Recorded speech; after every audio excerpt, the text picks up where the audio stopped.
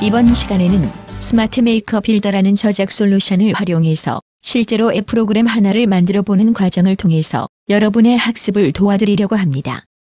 이전 시간에서는 이 저작 솔루션의 구성과 기본적인 조작법 및 아톰들에 대해서 알아보았습니다. 이번 시간부터 몇 강에 걸쳐서 실제로 아톰들을 활용하여 앱 프로그램의 화면을 구성하고 따라하며 오늘은 뭐먹지라는 앱 프로그램을 만들어 보도록 하겠습니다. 많은 사람들이 그때그때 다른 사람이 추천한 맛집을 검색하여 찾아가는데 여러분들과 함께 만들어 볼 앱 프로그램은 실제 내가 맛있게 먹었던 맛집을 등록해 놓았다가 시간이 지난 후에도 다시 갈 수 있도록 맛집을 검색하여 지도에서 위치를 보거나 직접 전화를 걸어 예약이나 문의를 할 수 있는 앱 프로그램을 만들어 보도록 하겠습니다. 첫 번째로 스마트 메이커 저작 솔루션을 실행하고 저작 솔루션 상단의 환경 메뉴의 운영 환경을 선택합니다.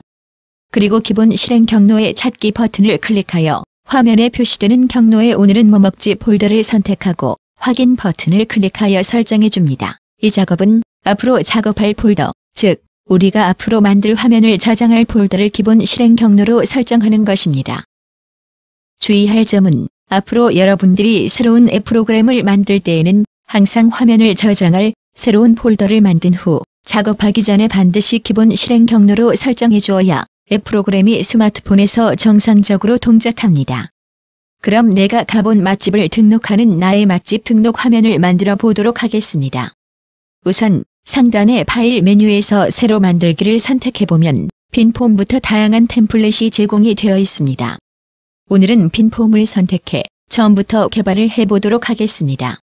스마트폰과 유사해 보이는 빈 폼을 하나 띄워서 이 빈 폼 위에 여러분들이 만들 화면의 기능을 디자인할 것입니다. 마우스로 빈 폼을 선택한 후 확인 버튼을 클릭합니다. 가장 먼저 제목을 만들어 보겠습니다. 좌측의 디자인 도구에서 사각형 그리기 아톰을 선택하여 화면에 올려놓습니다. 실제로 표시될 영역을 생각해가면서 마우스로 위치와 크기를 조절해 보도록 하겠습니다. 키보드의 F2키를 눌러 편집 상태로 만든 후 나의 맛집 등록이라는 제목을 입력합니다. 여기서 잠시 본 동영상 교재를 활용해서 앱 만드는 방법을 쉽게 습득하는 팁 하나를 소개하겠습니다. 우선 앱을 만드는 능력은 눈으로 보는 것만으로는 쉽게 습득되지 않습니다. 실제로 작업 도구를 조작해가면서 스스로 체험하는 과정을 통해서 자연스럽게 습득하게 됩니다. 따라서 실제로 스마트 메이커 솔루션을 다운로드 받아 자신의 PC에 설치하고 이 동영상을 따라 조작해가면서 학습하는 것이 가장 효과적인 학습법입니다. 이런 학습법을 지원하기 위해서 이 솔루션을 설치하면 초기에 이러닝 학습 화면이 나오기도 하고 지금 화면에서 보시는 바와 같이 화면 상단의 도움말 메뉴에서 이러닝을 선택하면 우측편의 동영상 강의창이 나타납니다. 그리고 좌측편 작업창에서는 그것을 보고 따라서 실습할 수 있게 구성되어 있습니다. 특히 동영상을 시청하는 도중에 스페이스바를 누르거나 마우스로 동영상 창이외의 영역을 클릭하면 동영상 플레이가 잠시 중단됩니다. 그때 앞서 시청한 내용을 작업창에서 그대로 따라 실습할 수 있습니다. 이어서 강의를 계속 듣고 싶으면 다시 강의창을 마우스로 클릭하면 됩니다. 이 기능을 잘 활용하면 마치 과외 교사 개인 지도를 받아가며 앱 만드는 법을 배우는 것과 같은 효과를 얻을 수 있습니다. 지금 네이버 등 포털 사이트에서 스마트 메이커라고 검색하면 무료 버전 제품을 다운로드 받아 쉽게 설치할 수 있습니다. 그럼 조금 전에 진행하던 나의 맛집 등록 앱 만드는 강의를 계속해서 진행하도록 하겠습니다. 그 다음 등록번호나 상호명, 전화번호 등과 같은 관리할 항목들을 구성해 보겠습니다. 마찬가지로 디자인 도구의 사각형 그리기 아톰을 선택하여 화면에 올려놓고 위치와 크기를 조절합니다. F2키를 눌러 편집 상태로 만들고 등록번호라고 항목을 입력합니다. 그 다음 관리할 항목들을 지정해 보겠습니다. 일반적인 Ctrl+C, Ctrl+V 단축키를 이용하여 복사할 수도 있지만 일일이 정렬해 주어야 하는 번거로움이 따르기 때문에 이 저작 솔루션에서 별도로 지원하는 복사 기능을 사용해 보겠습니다.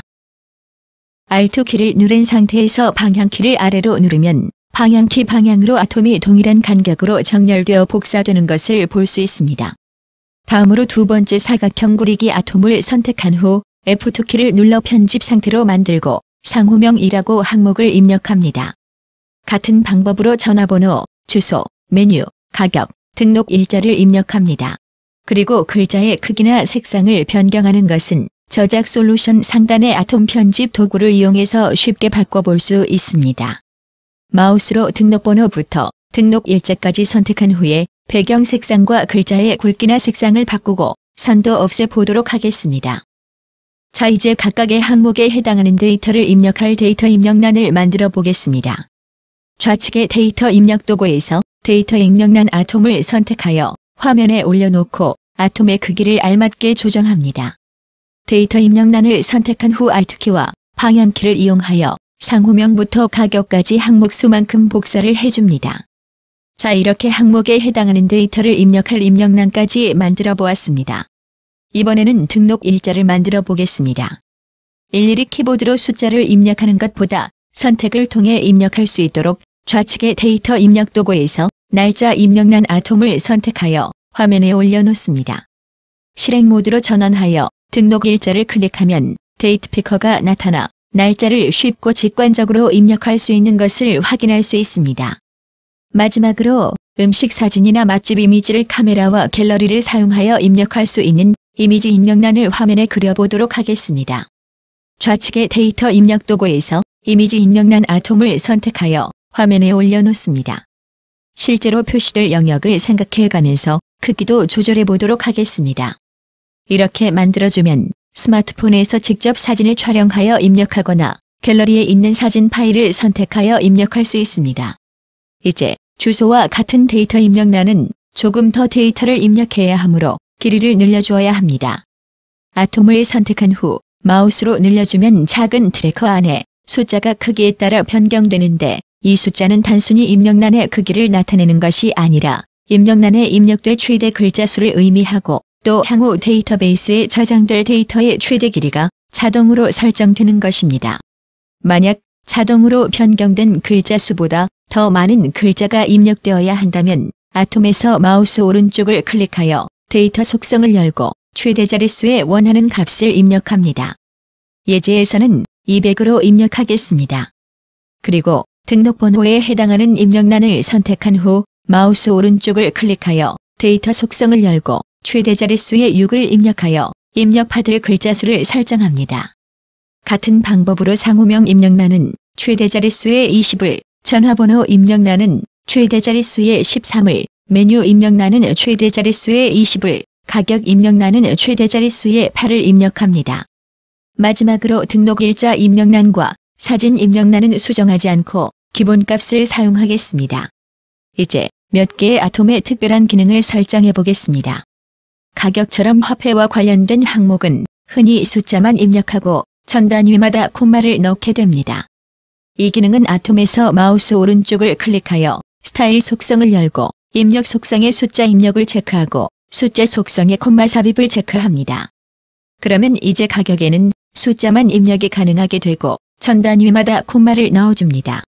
전화번호와 같은 경우 단순히 데이터를 입력하고 보여주는 것이 아니라 전화번호 입력란을 길게 누르면 입력란에 표시되는 전화번호로 전화를 걸 수 있는 기능을 만들어 보겠습니다. 전화번호 입력란에서 마우스 오른쪽을 클릭하여 스타일 속성을 열고 동적 속성을 전화번호로 선택하면 스마트폰에서 전화 걸기 기능이 설정됩니다. 이번에는 주소 입력란을 길게 누르면 주소에 해당하는 위치를 지도 위에 표시해주는 기능을 만들어 보겠습니다. 같은 방법으로 주소 입력란에서 스타일 속성을 열고 동적 속성을 위치 정보로 선택하면 지도 위에 위치 정보가 표시됩니다. 이처럼 여러 종류의 아톰에는 그 목적과 특성에 맞는 속성들이 적게는 몇십 가지부터 많게는 몇백 가지의 속성들이 제공되고 있습니다.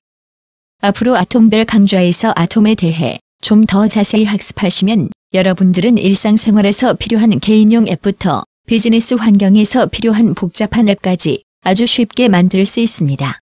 지금까지 사용자가 데이터를 입력할 수 있도록 입력란을 구성을 해보았습니다. 이제 입력한 데이터를 데이터베이스에 저장하거나 삭제할 수 있는 기능과 저장되어 있는 데이터를 앞, 뒤로 조회할 수 있는 기능을 만들어 보겠습니다. 좌측의 이벤트 설정 도구에서 기능 버튼 아톰을 선택하여 화면에 올려놓습니다. 그리고 Alt키와 방향키를 이용하여 기능 버튼을 3개 더 복사합니다. 첫 번째 아톰에서 마우스 오른쪽을 클릭하여 스타일 속성을 열고 기능 선택 속성을 앞장으로 선택합니다. 같은 방법으로 나머지 기능 버튼의 스타일 속성에서 기능 선택 속성을 차례로 저장, 삭제, 뒷장으로 설정합니다. 이제 화면에 데이터를 저장하거나 삭제할 수 있는 기능과 저장되어 있는 데이터를 앞, 뒤로 조회할 수 있는 기능이 만들어졌습니다. 이렇듯 기능 선택 속성에는 여러분들이 자주 만드는 기능들이 사전에 제공되고 있습니다. 마지막으로 지금까지 만든 화면을 저장해 보겠습니다.